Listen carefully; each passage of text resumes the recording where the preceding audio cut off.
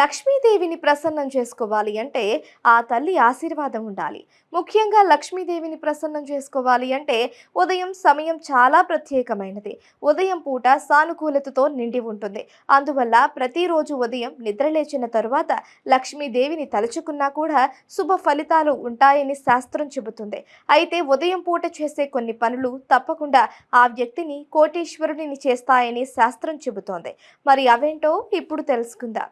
భగవంతుడిని ఆరాధించడానికి, పూజించడానికి ఉదయం సమయం చాలా పవిత్రమైనది. ఈ సమయంలో హృదయపూర్వకంగా చేసే ఆరాధన ఒక వ్యక్తిని ధనవంతుడిని చేస్తుందని నమ్ముతారు. అందుచేత ప్రతి వ్యక్తి బ్రహ్మ ముహూర్తంలో నిద్రలేవడం అలవాటు చేసుకోవాలి. శాస్త్రాల ప్రకారం బ్రహ్మ ముహూర్తం ఉదయం 4 గంటల నుంచి 5:30 గంటల వరకు ఉంటుంది.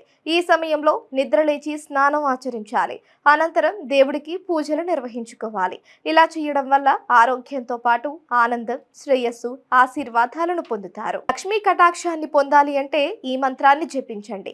కరాగ్రే వసతి లక్ష్మి, కరమధ్యే సరస్వతి, కర్మలేతు బ్రహ్మ, ప్రభాతే కర దర్శనః.